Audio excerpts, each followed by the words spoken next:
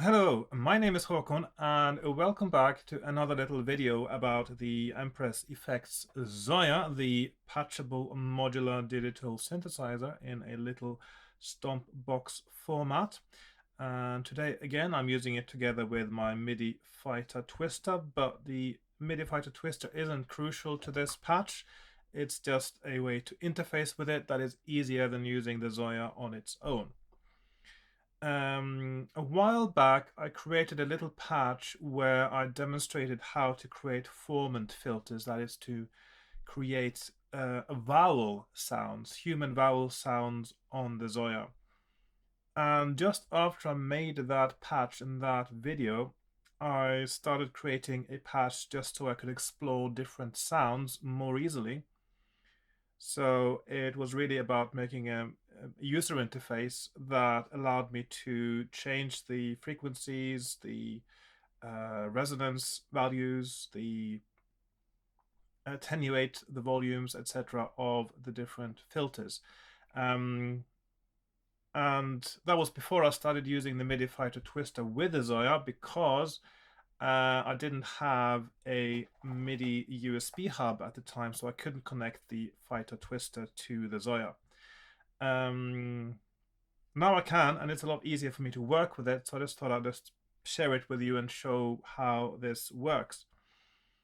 First of all, how do you hear a vowel? How does the mouth produce a vowel of a certain quality that we as human beings interpret to be a certain vowel? Of course, there are linguistic differences where, of course, somebody from one language will interpret a vowel differently to someone else, because depending on which vowels are distinctive in their language, you will hear different vowels as the same. But most languages have at least 5 vowels and varieties of those. And the way that the mouth produces a vowel is by taking the oscillator, which is of course the larynx, which creates a vibration, and the sound from that is then run through a filter. So the mouth, the position of the tongue, the position of the jaw, the position of the palate, all those things affect the shape of the cavity, and that affects the sound that comes out, acting as a filter that attenuates some frequencies and amplifies others.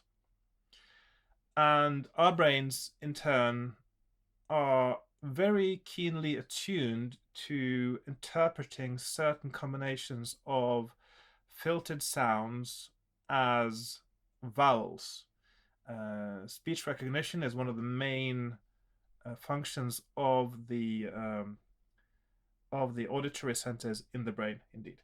Um, so the way that sounds vowels work, if you look at a spectrum of a spectrograph of a vowel sound, you will notice there are certain peaks, and they are at certain intervals to each other, certain relative intervals, um, and it's the intervals between them that are interpreted as a certain vowel.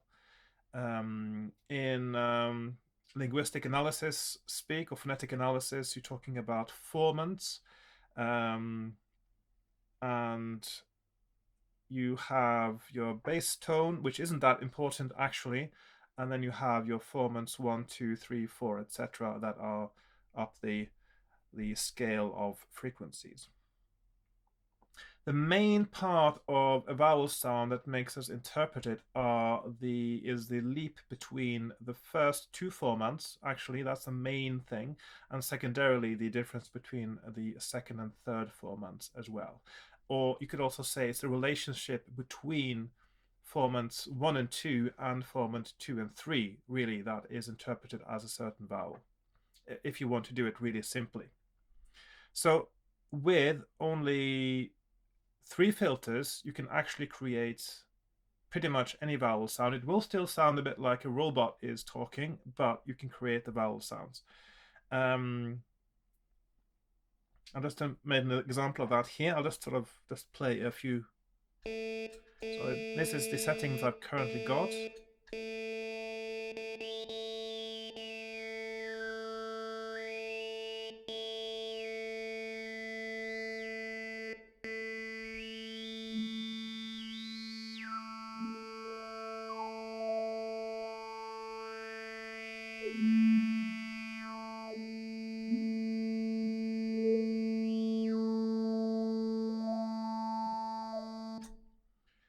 And they all sound quite human. Some of them are sort of a bit diffuse as to what vowel it is. But the way it works is you take an oscillator, which needs a slightly complex sound for this to work really well. So I've got, let's see, I'll just have a look at the oscillator here. It is a sawtooth. For an even richer sound, you could also combine noise and things like that. And so I've got an oscillator here, and the output of the oscillator goes into 4 different filters. And these are all bandpass filters. And a bandpass filter is one that lets through one frequency, and depending on the resonance value, the higher the resonance value, the more constricted that frequency is. So you can imagine the shape of the filter sort of starting off as a sort of quite a gentle triangle, and then it gets sharper and sharper as you increase the resonance. So we have here the settings for the frequencies of the filters, and that is controlled by these 4 knobs here. And the way I'm doing that, I've just got a regular, actually I'm doing it in a slightly roundabout way, and I'll tell you why. So I've got the, these are just the MIDI interface modules on the Zoya, and these are mapped exactly to the layout of a MIDI fighter twister, so it's easy for me to map out a user interface on a patch. I did make another video about that, and also got a patch with the ready setup for the standard MIDI fighter twister configuration. I'll just put a link to that up here.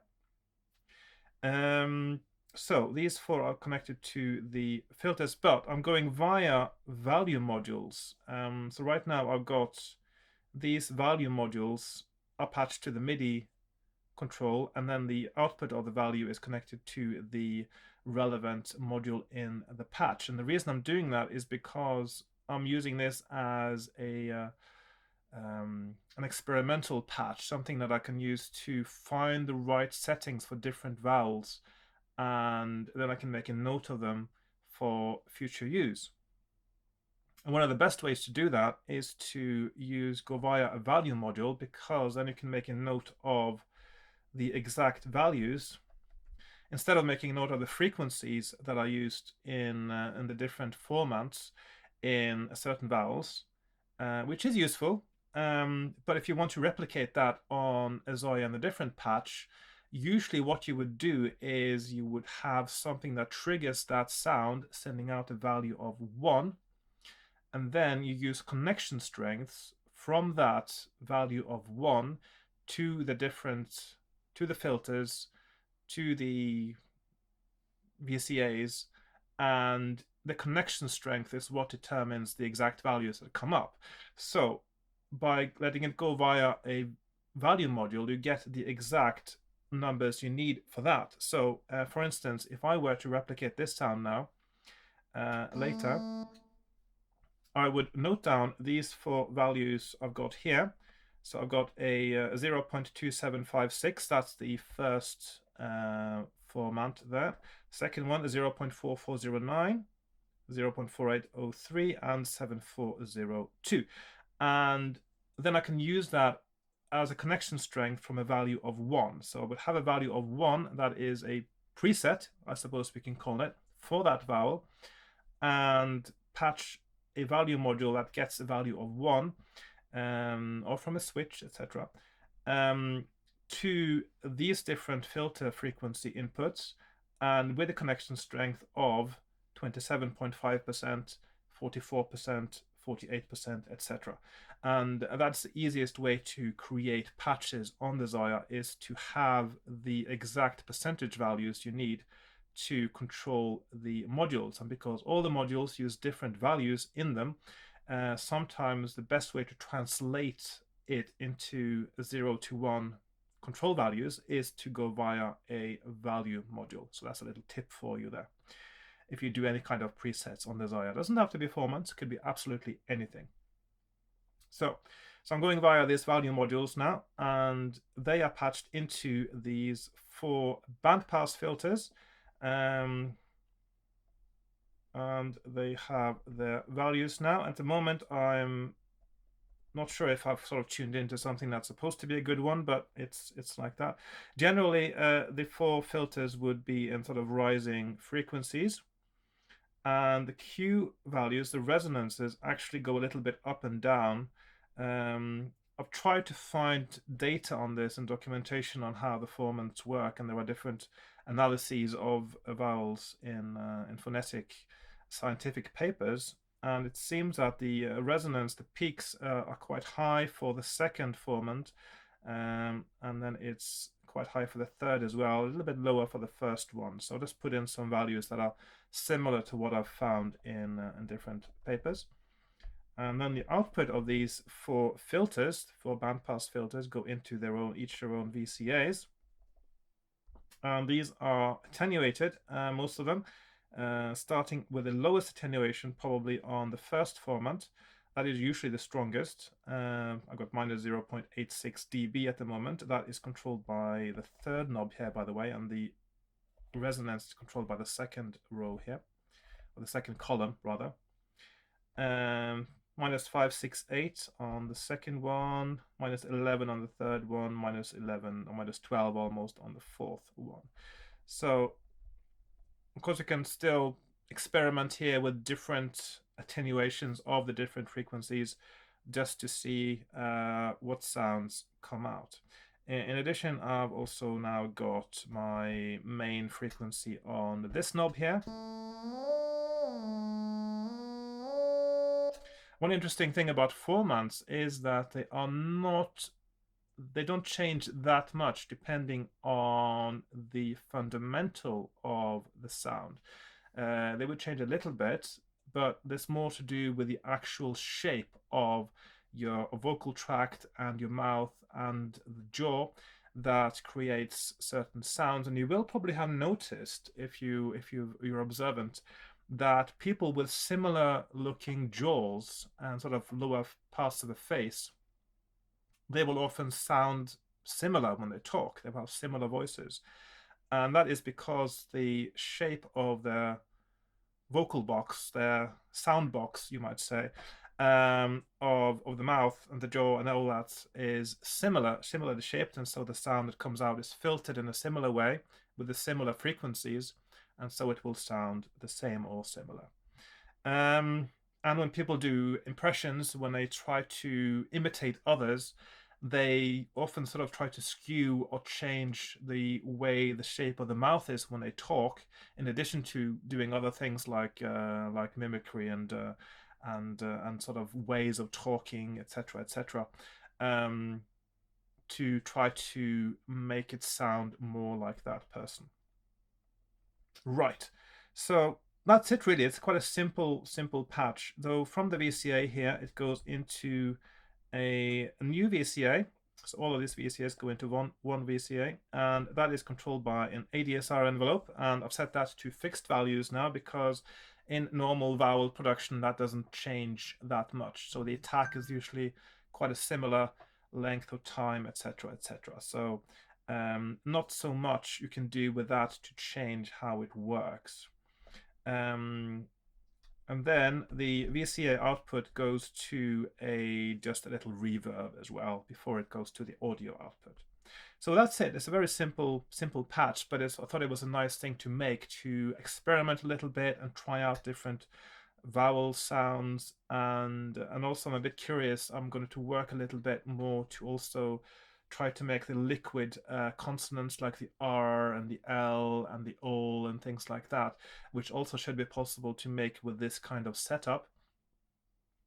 And I'm also hoping at some point to try to also do sibilants. There are some sounds that the vowels that you can, the consonants that you can pronounce over time, like S and Z and things like that, rather than a stop. So sibilants might be easier to make, and then of course I also want to create stops at some point as well and see if I can make the Zoya create the sound of a B or a P or a D or something like that. And it should all be possible with combinations of envelopes and noise and formants to create all those sounds. In my next version of this, I was also thinking of being able to set two different values and letting the Zoya glide from one to the other, so you create a diphthong.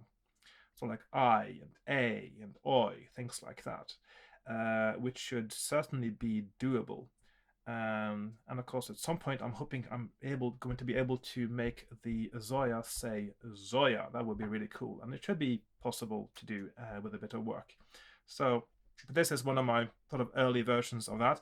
I haven't done much with this since I created it a while back, just after making my video about Formant last time. So it's quite fun to revisit and have a little look at how I did it.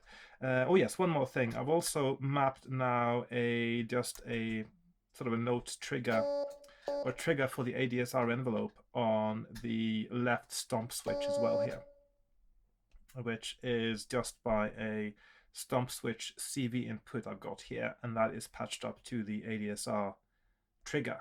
It could be other things. It could be a keyboard. I could have mapped it to one of the push buttons on the Zoya now as well.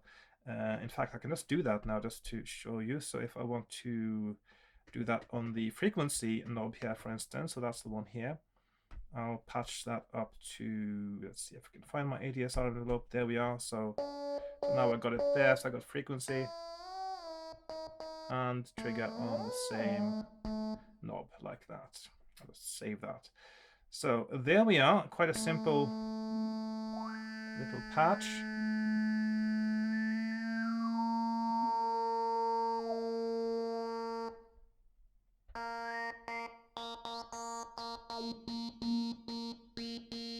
I can't remember the values. I need to do different vowels now. Just doing some random ones.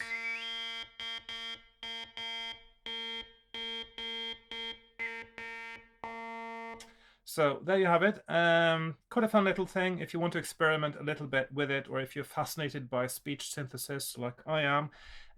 It's a good starting point for that, starting with the vowels, and then you can move on to other things later, which indeed I will do as well. So I'm going to leave this on patch storage for anyone to download and have a little play with. And of course, now it's got the setup for a MIDI fighter twister, but of course you can change this to anything else if you want to. And of course, one of the nice things about it now, another good thing about having the value modules like this, is that you can sort of go into each of them and make a little change. And you can play it on this page as well if you don't have a MIDI controller attached. So I hope you found that interesting or useful, or something that you might want to play around with. And if you did, please like, share, comment, subscribe, join me on Patreon, all those things that people do on YouTube. And I will see you in my next video with something else about the Zoya or other stuff, because as you know, I do lots of other things too, and there's just not enough time in the day to cover all of it. And if I had more time, I would make more videos. I'm a little bit restricted for time sometimes. Sometimes it's just about making the time. But whatever the case is, I really enjoy making these videos, and I hope you enjoy them too. So thanks for watching, and goodbye for now.